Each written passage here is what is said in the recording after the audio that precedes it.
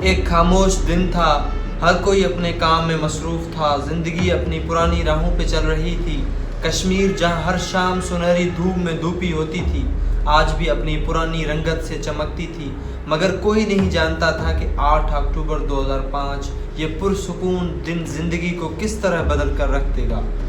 صبح کا وقت تھا، ہر شخص اپنی ڈیلی روٹین میں مصروف تھا، کوئی اسکول جا رہا تھا، کوئی آفس، اور کچھ لوگ دوستوں کے ساتھ گپ شپ کر رہے تھے۔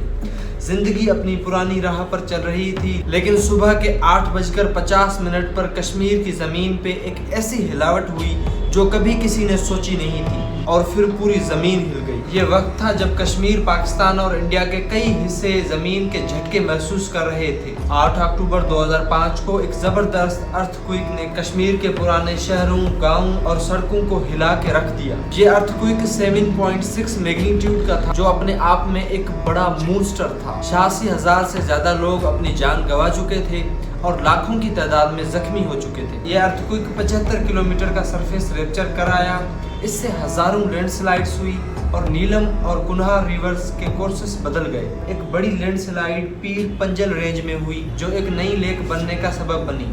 140 سے زیادہ آفٹر شاکس جو 4.0 کے میگنیٹیوڈ سے بھی زیادہ تھی وہ محسوس کی گئی، اور کچھ ایریاز میں تو سوئل لیکویفیکشن بھی دیکھا گیا۔ بالا کوٹ اور مظفر آباد میں انٹینسیفائی 11 تک پہنچ گئی، جبکہ سری نگر میں ٹریمورس 5 انٹینسیفائی کے تھے۔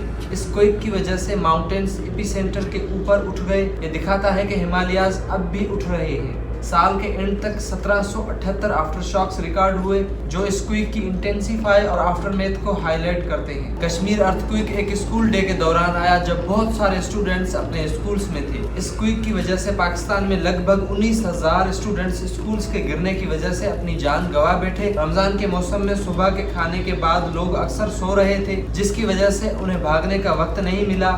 اس کے علاوہ زیادہ تر عورتیں اپنے گھروں کے اندر کام کر رہی تھی، جس کی وجہ سے ان کا ڈیتھ ریٹ بھی زیادہ ہے۔ اس ارتھ کوئک کے نتائج ڈیواسٹیٹنگ تھے۔ پاکستان میں آفیشیلی ڈاکیومنٹیشنز کے حساب سے 87,350 لوگوں نے اپنی جان گنوائی، لیکن کچھ رپورٹس کے مطابق یہ نمبر 1 لاکھ سے بھی زیادہ ہو سکتا ہے۔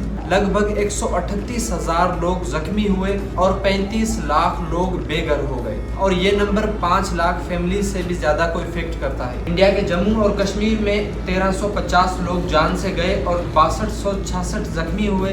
افغانستان میں بھی 4 لوگوں کی موت ہوئی، انکلوڈنگ ایک چھوٹی لڑکی جو جلال آباد میں دیوار گرنے سے مر گئی۔ انفراسٹرکچر بھی بری طرح تباہ ہوا۔ 7,80,000 بلڈنگز یا تو کمپلیٹلی ڈسٹروائے ہو گئی یا irreparable ڈیمیج ہوئی۔ بالا کوٹ کی 90% بلڈنگز ربل میں تبدیل ہو گئی، اور مظفر آباد میں لگ بھگ ہر بلڈنگ یا تو ڈسٹروائے ہو گئی یا سیویئرلی ڈیمیج ہو گئی، اور اس کے علاوہ روڈز، بریجز، واٹر سپلائیز اور الیکٹریسٹی کے نیٹ ورک پر بھی کافی امپیکٹ پڑا۔